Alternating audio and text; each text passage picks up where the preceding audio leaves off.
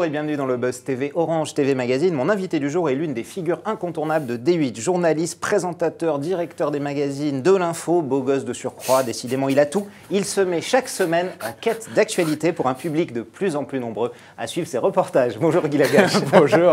C'était juste ma petite allusion à votre physique. Il y en aura plus d'autres, vous inquiétez pas. Merci.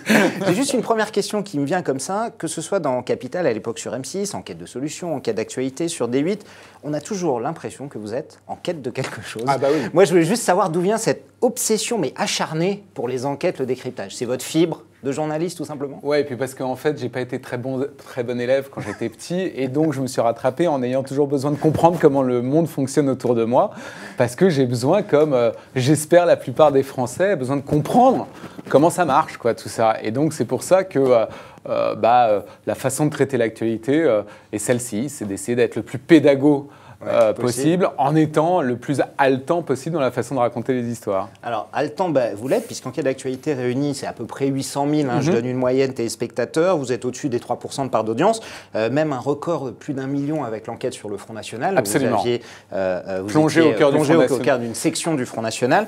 Comment vous expliquez ce succès vraiment qui aujourd'hui est flagrant après 2 ans à peine d'existence sur D8? D'abord, c'est quelque chose qui met du temps à s'installer. Je veux dire, donc il faut être patient, il faut être persévérant. Je pense qu'il faut avoir une ligne éditoriale qui soit cohérente. Et je pense qu'il y a un truc que les gens ont envie dans la profusion des programmes, dans la profusion des médias. Je pense qu'ils ont envie de comprendre comment le monde marche autour d'eux dans un monde qui est de plus en plus complexe, où on perd de plus en plus ses repères, ne serait-ce que économiquement. Vous avez des impôts qui augmentent, vous avez un pouvoir d'achat qui baisse. On a envie de comprendre le pourquoi du comment pour pouvoir ensuite faire des choix éclairés. Et ça, en tout cas, je pense que dans une ligne que nous avons construite depuis 2 ans, ça commence à porter ses fruits et j'espère que ça va continuer. Mais c'est sûr qu'il y a une curiosité, il y a une appétence, on le voit même dans les journaux. Plus vous expliquez, plus vous êtes pédago, sans être pour autant barbant, eh bien, plus les gens adhèrent, c'est ça, plus les gens potentiellement peuvent adhérer. Alors justement, il y a pléthore d'émissions d'enquête comme la vôtre, notamment sur la TNT, enquête exclusive, 90 minutes, complément d'enquête, au cœur de l'enquête, Capital, avec le mot enquête un peu partout, qui font d'ailleurs tous plutôt des bonnes audiences, ça marche plutôt bien. Qu'est-ce qui vous distingue principalement des autres? Si vous aviez une chose à ressortir d'enquête d'actualité par rapport aux autres? Moi, en tout cas, ce que je pense, c'est d'abord, nous, on est un magazine d'information, comme la plupart de ceux que vous avez cités. Vous n'êtes pas sur les policiers qui font des absolument poursuites, pas. etc. Qui est un genre qui est extrêmement efficace, qui marche très bien, mais qui est un tout autre genre. Et encore une fois, chacun a son style. Alors, il y a des choses qui se ressemblent, évidemment. Moi, mon intérêt, c'est d'aller du côté de ceux qui agissent, qu'il s'agisse dans les entreprises, qu'il s'agisse de ceux qui créent les produits que vous et moi, on va consommer, qu'il s'agisse de l'administration qui fait que je vais payer ou pas des impôts pour cette... Enfin, je vais payer des impôts pour cette administration.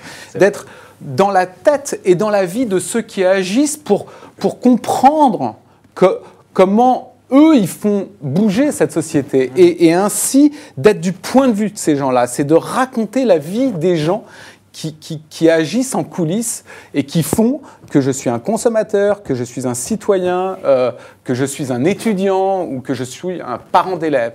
Et ça, c'est très important de comprendre le point de vue de ceux qui agissent la société afin de mieux me faire comprendre les questions qui me concernent, moi, en tant qu'individu.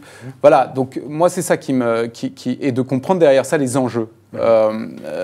C'est ça, en tout cas, moi, que j'essaie de comprendre. Parce que j'ai pas envie de faire un cours. Ce soir, j'ai pas envie de faire un cours sur le pouvoir d'achat. La semaine prochaine, j'ai pas envie de faire un cours sur les impôts. J'ai envie de raconter des histoires humaines parce qu'à un moment donné, vous et moi, on est journalistes. Donc, ce qui compte, c'est de raconter des histoires humaines. Mais à travers ces gens-là, de comprendre les enjeux au-delà de la petite histoire. Oui. Alors, vous avez été biberonné à l'ADN M6, évidemment. On connaît votre patte. Votre principal concurrent aujourd'hui dans votre émission, c'est Capital. Non, en termes de contenu. En termes de contenu, c'est d'abord toutes les émissions du mercredi soir. Bien sûr. Oui, d'abord. Et j'ai envie de dire, c'est tous les grands magazines. Je veux dire, Zone, Capital, Envoyé spécial. Vous inscrivez dans cette veine-là. On est dans cette veine-là, si vous voulez. Après, avec chacun, nos spécificités. Quand on fait le Front National, on a encore une fois, on n'épouse pas un point de vue, on essaie de comprendre le point de vue de ceux dont nous allons parler. Donc on essaie de cultiver cette singularité pour mieux faire comprendre ensuite aux gens, soyez davantage éclairés quand vous allez aller dans les urnes. Ça ne veut pas dire prendre parti, mais d'essayer de bien faire une démonstration, de poser une question et de démontrer les ce gens, que nous avons. Et si je vous dis qu'Enquête d'actualité est un mix assez idéal entre zone interdite et capitale, ça vous vexe ou au contraire, vous êtes plutôt flatté? D'abord, c'est des grandes émissions. Il y en a une à laquelle je suis particulièrement attaché. Oui. Je pense que c'est à la fois vrai et faux. Je pense que ça a sa singularité. Du fait que vous me disiez que c'est un mix, alors que Zone et Capital sont des émissions qui sont très différentes. Bien sûr, absolument. Ça veut dire que donc, Enquête d'actualité a sa singularité et a sa place. Et je pense qu'il faut qu'on cultive cette ligne éditoriale qui est très exigeante. Parce que le téléspectateur est de plus en plus exigeant et il a raison, et que donc ça veut dire qu'il faut qu'on continue dans cette voie-là. Alors justement Guy, cette exigence, vous qui avez travaillé sur M6 et maintenant sur D8, une chaîne de la TNT, donc il y a moins de moyens évidemment, il faut le dire, D8 vous permet de mener à bien vos enquêtes telles que vous, en tant que patron de magazine, vous avez envie de la mener? Absolument. Ou c'est plus compliqué qu'à l'époque où il y a moins d'argent que sur M6, par exemple? D'abord, vous faites quand même ce que vous voulez. Il y a deux choses. Il y a l'économie d'un côté et il y a la ligne éditoriale de l'autre. Économiquement, il y a les moyens que nous avons. Qui sont en augmentation, mais qui ne sont évidemment pas ceux que ont traditionnellement les grandes chaînes qui sont installées depuis plusieurs décennies. Vous avez inauguré en mai dernier une nouvelle case documentaire qui s'appelle Histoire interdite. Vous avez commencé avec La face cachée du débarquement. 1,7 million de téléspectateurs. Alors c'est un record pour un documentaire sur la TNT.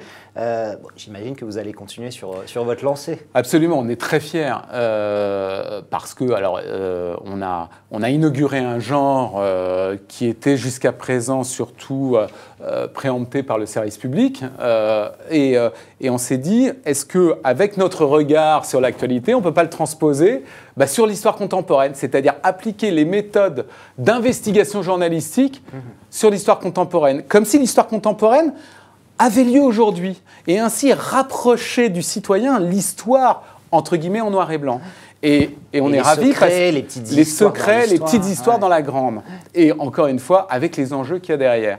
Et en fait, le débarquement, ça a été un formidable succès, et ça a été un succès non seulement auprès du public qui aime ce genre de documentaire, mais aussi auprès d'un public jeune qui n'est pourtant pas forcément habitué à aller regarder ce genre de documents. Et donc on s'est dit, cette émission Histoire interdite, c'est le premier numéro de toute une série qu'on est en train de lancer.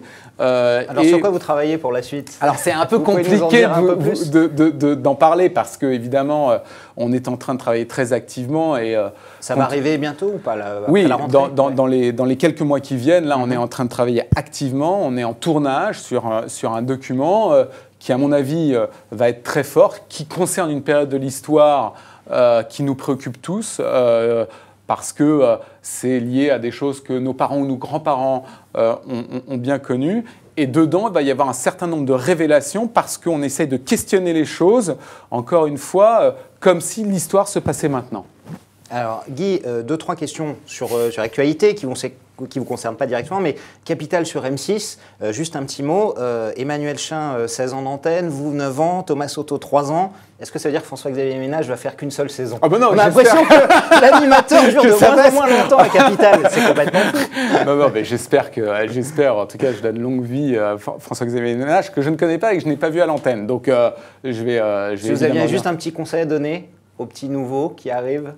Être passionné. Être passionné. Juste un petit mot également, Valérie Trierweiler qui avait travaillé à D8, vous vous souvenez, on en avait parlé, on est en plein cœur de l'actu puisqu'elle sort un livre sur François Hollande. Vous n'avez pas eu de nouvelles, pour vous, elle ne retravaillera plus pour D8? Ah non, ce n'est pas du tout d'actualité, et encore une fois, ça n'a jamais été envisagé. Donc non. Mais si c'était possible, ça vous intéresserait ou pas spécialement? Là, ce n'est pas du tout la question, donc je ne me pose pas la question. Merci beaucoup Guy. Merci d'être venu en tout cas. Donc je rappelle qu'on vous retrouve ce soir sur D8, tous les mercredis soirs d'ailleurs, avec Enquête d'actualité. Donc au menu ce soir, c'est chips et grillades, histoire de bien nous rappeler que l'été se termine. La grande bataille des industriels de l'alimentaire. De nous rappeler ça. En tout cas, bonne saison. Merci et infiniment. bonne chance pour la suite. Le Buzz TV revient demain avec un nouvel invité.